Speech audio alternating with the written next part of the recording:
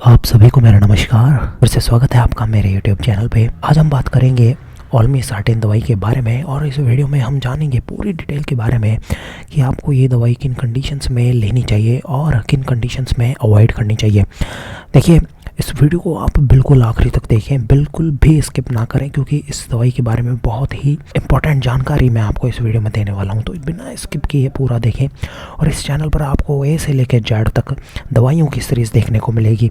तो इस चैनल को ज़रूर सब्सक्राइब करें और इस वीडियो को ज़रूर लाइक करें। चलिए शुरू करते हैं। देखिए, ऑल्मीसार्टेन दवाई के उपयोगों की बात करें तो इसका सबसे बड़ा उपयोग हाइपरटेंशन में किया जाता है। देखिए, हाइपरटेंशन एक कंडीशन होती है जिसमें ब्लड प्रेशर जो है वो बहुत ज़्यादा बढ़ जाता है हमारे शरीर का और खून की नलियों में बहुत ज़्यादा दबाव पड़ने लग जाता है। तो इस कंडीशन को हाइपरटेंशन बोलते हैं, जिसमें ब्लड प्रेशर जो ऊपर का ब्लड प्रेशर और नीचे का ब्लड प्रेशर, ऊपर का ब्लड प्रेशर जिसे सिस्टोलिक ब्लड प्रेशर बोलते हैं और नीचे का ब्लड प्रेशर जिसे डायस्टोलिक ब्लड प्रेशर बोलते हैं, वो बहुत ज़्यादा बढ़ जाता है।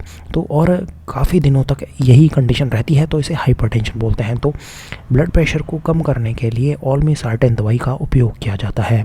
देखिए, इस दवाई के कैटेगरी की बात करें तो ये एंजियोटेंसिन 2 रिसेप्टर एंटागोनिस्ट होती हैं।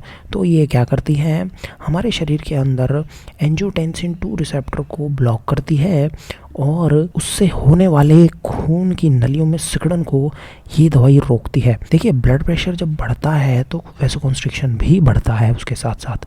तो उससे क्या होता है, खून की नलियों में दबाव जो है वो बहुत ज़्यादा बढ़ने लग जाता है। तो उस दबाव को ये दवाई ऑल्मीसार्टेन कम करती है हमारे शरीर के अंदर। और ये जो एक्शन है वो वस्कुलर स्मूथ मसल्स में होता है। खून की नलियों की जो मसल्स होती हैं जिसे वस्कुलर स्मूथ मसल्स बोलते हैं, उस पर ये दवाई एक्ट करती है और एंजियोटेंसिन 2 रिसेप्टर्स को ब्लॉक करती है। तो ये इस तरीके से हमारे शरीर पर काम करती है। देखिए, इस दवाई की डोज जानते हैं। देखिए, डोज जानना बहुत ज़रूरी होता है कि इसकी कितनी डोज होती है। देखिए, 20 से 40 mg पर डे के हिसाब से इसकी जो डोज है वो रहती है। और ये डोज है वो अडल्ट में ओरली, हम इसे जब ओरली लेते हैं तब होती है। देखिए, मार्केट में केमिस्ट की शॉप पर इसकी दवाइयाँ अवेलेबल होती हैं 5, 20 और 40 mg की। देखिए, कॉन्ट्रा इंडिकेशंस की बात करें कि आपको ये दवाई किन कंडीशंस में अवॉइड करनी चाहिए, ये जानना बहुत ज़रूरी है कि यदि किसी को एलर्जी है इस दवाई से तो इस दवाई का उपयोग नहीं करना होता वापस।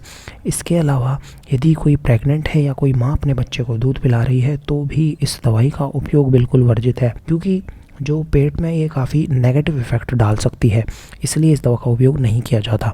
देखिए, साइड इफ़ेक्ट्स की बात करें तो इस दवाई को लेने के बाद में डिजीनेस, थोड़ा चक्कर आना, लो ब्लड प्रेशर, क्योंकि ये दवाई ब्लड प्रेशर को कम करती है तो जाहिर सी बात है कि ब्लड प्रेशर जो है वो कम देखने को मिल सकता है। इसके अलावा जो पोटेशियम का लेवल है वो बढ़ सकता है और एंजियोएडिमा, देखिए ये एक एलर्जी कंडीशन होती है, वो देखने को मिल सकती है। देखिए, ऐसा नहीं है कि हर पेशेंट में ये सारे साइड इफ़ेक्ट्स देखने को मिले।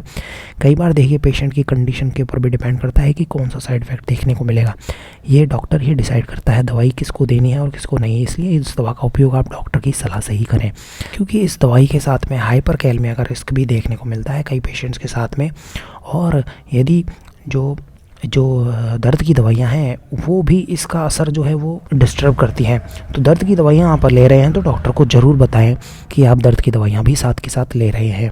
देखिए, इस दवाई को लेने के बाद में जैसा कि मैंने बताया ये ब्लड प्रेशर पर असर डालती है, तो ब्लड प्रेशर मॉनिटर करना ज़रूरी है। हार्ट रेट भी मॉनिटर करना ज़रूरी है, क्योंकि ओवरऑल हार्ट पे इसका इफ़ेक्ट देखने को मिलता है। और आप यदि लंबे समय तक इस दवाई का उपयोग कर रहे हैं तो पीरियोडिकली थोड़े थोड़े दिनों में आपको ये चीज़ें मॉनिटर करना ज़रूरी होता है।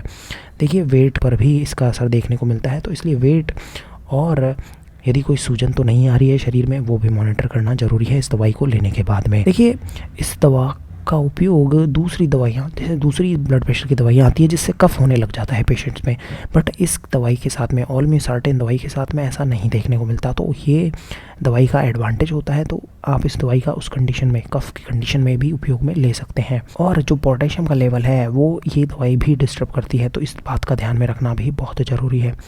तो ये था ऑल्मीसार्टेन दवाई के बारे में। ये वीडियो आपको कैसा लगा प्लीज़ आप कमेंट करें। इस वीडियो को ज़रूर लाइक करें और मेरे चैनल को ज़रूर सब्सक्राइब करें। ये वीडियो देखने के लिए धन्यवाद।